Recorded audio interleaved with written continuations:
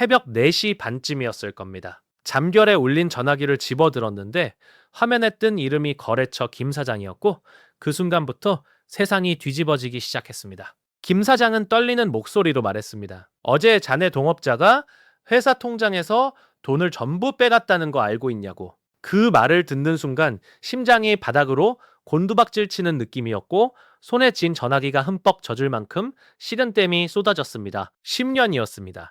시작하기에 앞서 구독과 좋아요 눌러주시면 영상 제작에 큰 힘이 됩니다. 대학교 졸업 직후 단돈 500만 원씩 모아서 시작한 작은 식당이 연매출 30억 원짜리 외식 사업체로 자라기까지 그 사람과 함께한 시간이 꼬박 10년이었습니다.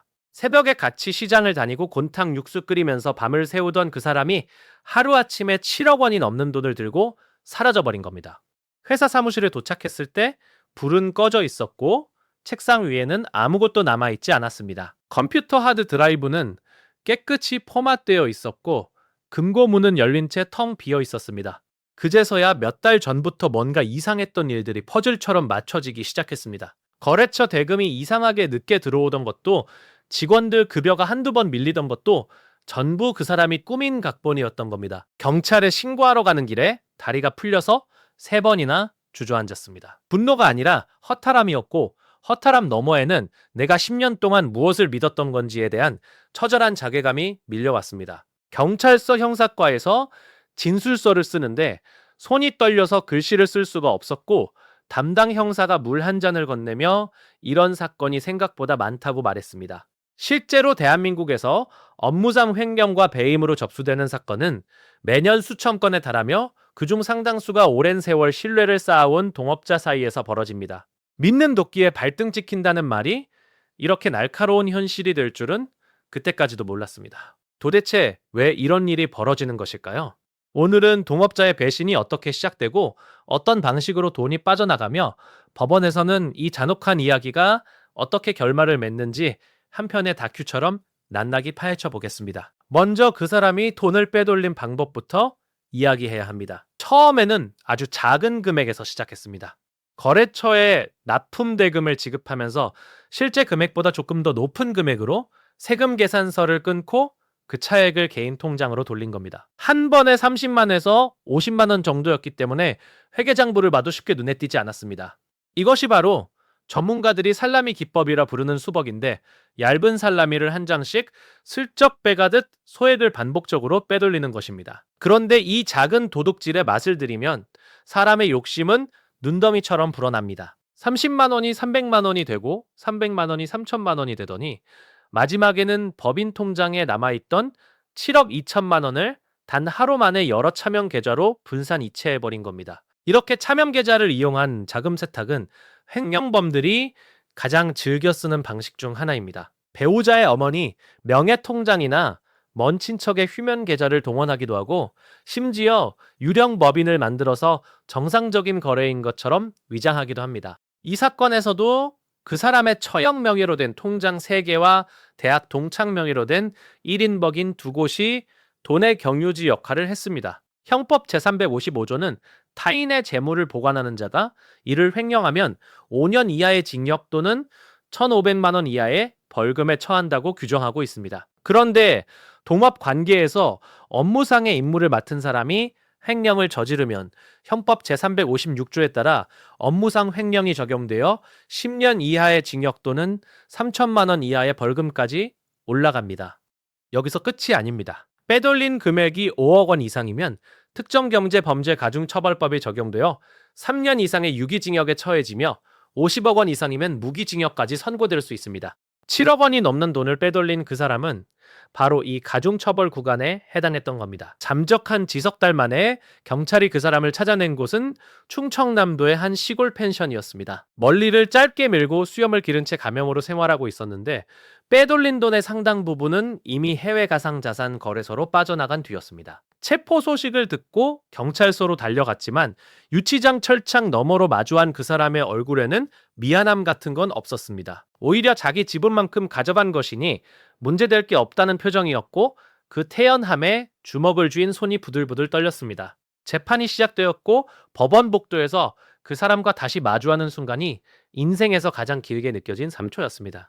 검찰은 특정경제범죄 가중처벌법상 횡령과 배임, 그리고 사문서 위조 혐의를 적용해 기소했습니다. 피고인 측 변호사는 동업관계에서의 정산 분쟁일 뿐 횡령이 아니라고 주장했지만 재판부는 동업재산은 동업자의 합유에 속하므로 일방이 임의로 처분하면 횡령죄가 성립한다는 대법원 판례를 들어 이 주장을 기각했습니다. 첫 번째 공판에서 재판장이 피고인에게 반성하느냐고 물었을 때 그 사람은 잠시 침묵하다가 고개를 끄덕였는데 그 끄덕임이 얼마나 가벼웠는지 밤청석에 앉은 직원들의 눈에서 눈물이 흘러내렸습니다. 두 번째 공판에서는 피해 규모가 구체적으로 드러났습니다.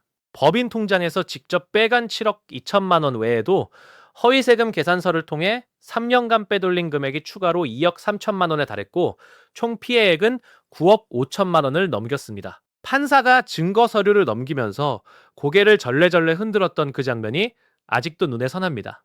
여기서 잠깐 이런 일이 얼마나 흔한지 숫자로 한번 들여다보겠습니다. 법원 행정처 통계에 따르면 횡령과 배임 관련 형사사건은 매년 만 건을 훌쩍 넘기고 있으며 그 중에서 동업관계에서 비롯된 분쟁이 상당한 비중을 차지합니다. 동업을 시작할 때 계약서를 제대로 작성하는 비율은 절반에도 미치지 못한다는 조사 결과도 있습니다. 구두 약속만으로 수억 원을 투자하고 회계 장부도 한쪽에서만 관리하는 구조가 바로 횡령의 온상이 되는 겁니다. 한범모 법인의 변호사는 이렇게 말했습니다. 동업 분쟁의 80%는 처음부터 서면 계약과 회계 감사 시스템만 제대로 갖췄더라면 예방할 수 있었던 사건이라고. 신뢰라는 말이 계약서를 대신할 수 있다고 믿는 순간 그 신뢰는 이미 무너질 준비를 하고 있는 것이나 다름없습니다. 다시 법정으로 돌아가 보겠습니다. 세 번째 공판에서 피해자 진술이 시작되었고 법정에 선 것은 저 혼자가 아니었습니다. 그 사람에게 투자금을 맡겼다가 전부 잃은 거래처 사장 2명과 석 달 취급여를 못 받은 직원 7명이 함께 증인석에 앉았습니다. 직원 중 1명은 어린아이 2을 키우는 한부모 가정의 가장이었는데 밀린 월급 때문에 아이들 학원비를 내지 못해 아이에게 미안하다는 말만 반복하다 울음을 터뜨렸습니다. 그 울음소리가 법정 안에 울려 퍼지는 동안 피고인은 고개를 숙이고 있었지만 그게 진짜 반성인지 아니면 그저 판사 앞에서의 연기인지 아무도 알 수 없었습니다. 이런 사건에서 피해자가 돈을 돌려받기란 하늘의 별 따기와 같습니다. 횡령범은 이미 재산을 은닉하거나 빼돌린 뒤이기 때문에 형사재판에서 유죄 판결을 받더라도 실제 변제가 이루어지는 비율은 처참할 정도로 낮습니다. 그래서 전문가들은 횡령이 의심되는 즉시 형사 고소와 동시에 상대방의 부동산과 예금, 그리고 제3자에 대한 채권의 가압류를 신청해야 한다고 강조합니다. 한 발이라도 늦으면 재산은 이미 사라진 뒤이고 법원의 판결문은 그저 종이 한 장에 불과해질 수 있기 때문입니다. 양계장 동업 횡령 사건에서도 비슷한 일이 벌어졌습니다. 투자금 담보로 시설 일체를 양도하기로 약정해놓고 동업자 몰래 제3자에게 넘겨버렸고 새로운 사업에서도 운영비와 사육비 2,500만 원을 빼돌려 개인 생활비로 썼으며 심지어 임대차 계약서까지 위조했습니다. 법원은 배임죄와 업무상 횡령죄를 모두 유죄로 인정하고 징역형을 선고했습니다.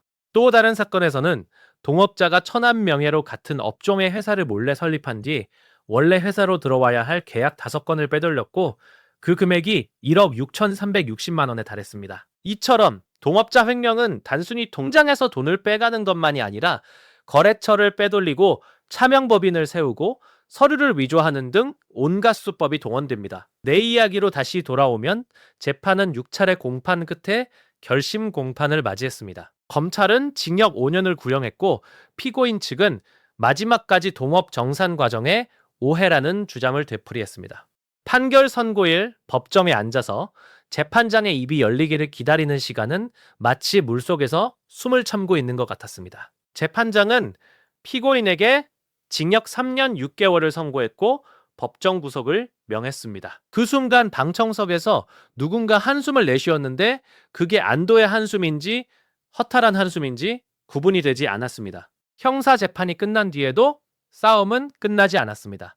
민사소송을 별도로 제기해서 손해배상을 청구해야 했고 가상자산으로 빠져나간 돈을 추적하기 위해 국제공조까지 요청해야 했습니다.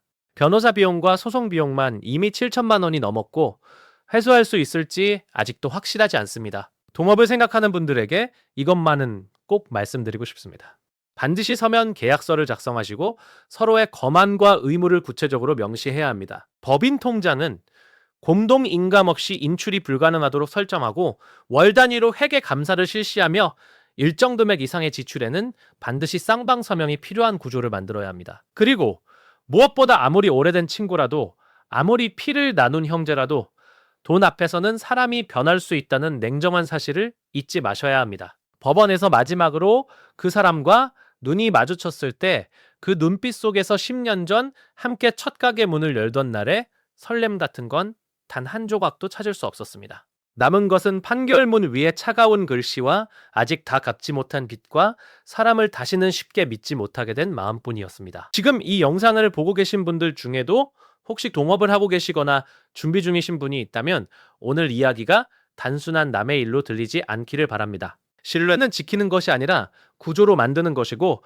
그 구조를 함께 세우지 않는 동업자는 이미 위험 신호를 보내고 있는 것일 수 있습니다. 이 이야기의 결말은 아직 끝나지 않았고 민사 재판과 자금 추적은 지금도 계속되고 있습니다. 그 결과가 어떻게 되든 한 가지는 분명합니다. 무너진 신뢰 위에서 다시 일어서는 일은 돈을 되찾는 것보다 훨씬 더 오래 걸린다는 사실입니다.